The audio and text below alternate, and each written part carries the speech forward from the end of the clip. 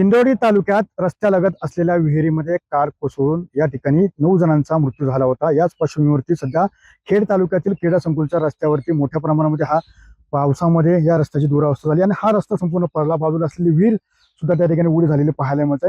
मात्र एकंदरीत पाहतो की प्रशासनाचं डोळे झाक या ठिकाणी पाहायला मिळते, कारण की दुर्लक्ष पाहायला मिळते।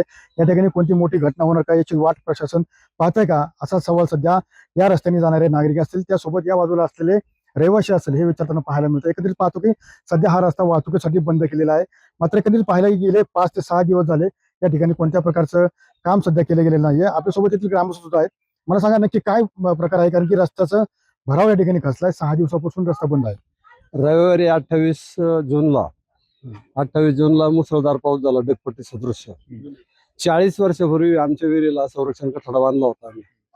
तो कठडा त्या पावसामध्ये पडला, पण तो पडण्यासाठी कारणीभूत रस्ता आणि संरक्षण भिंत जी आहे या दोन्हीच्या मधून नगर परिषदेची 1.5 फूट व्यासाची पाईपलाईन आहे पाण्याची। त्यांनी कारखाने वरतून भराव कुचकामी केला। त्याच्या बरोबरीने केबलच्या 4 लाईन आहेत, त्या सर्वांनी जो भराव केला तो भराव सर्व कुचकामी झाला। त्याच्यामध्ये पाणी जिरलं आणि ते पाणी जिरल्यानंतर भिंत फुगून पडली। आता ही पडली तर ही नैसर्गिक स्रोतातली आहे। आता ही जी भिंत आहे ती पडली। मग आता याच्यानंतर आम्ही नगर परिषदेमध्ये हे केलं, 112 नंबरला फोन केला। त्यांनी आम्हाला बॅरिकेड्स वगैरे उपलब्ध करून दिला। आम्ही आमच्या पद्धतीने ते बॅनर वगैरे लावले, रस्ता वाहतुकीस धोकादायक, बाजूच्या रोडने वाहतूक जावी। एक 8 दिवस आम्ही रस्ता हे केला। आज ह्या घटनेला झाले 17 दिवस। 17 दिवसात कुठलाही नगर परिषदेचा पदाधिकारी इथं आमच्याकडे आलेला नाही किंवा आम्हाला हे केलं नाही। वेळोवेळी सगळ्यांना फोन केले, फक्त येतात पाहून जातात। काल प्रत्यक्ष तालुक्याचे प्रतिनिधी बाबाजी काळे आले होते, त्यांनी प्रत्यक्ष पाहणी केली।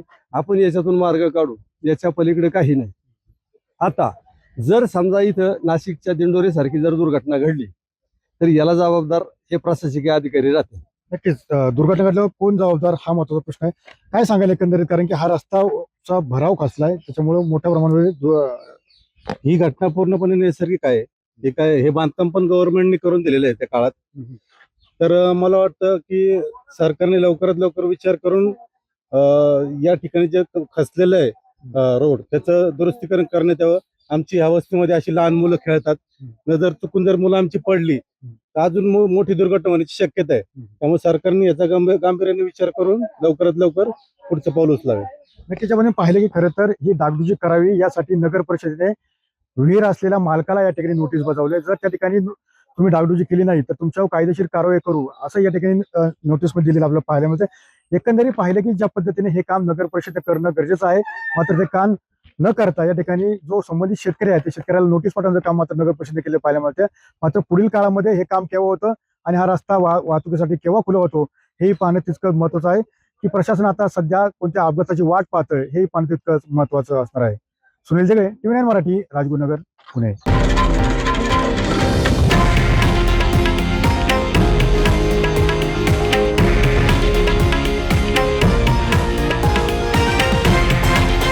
हे आहे देशातील नंबर 1 न्यूज नेटवर्क आणि आपण पाहत आहात TV9 मराठी, एकमेव।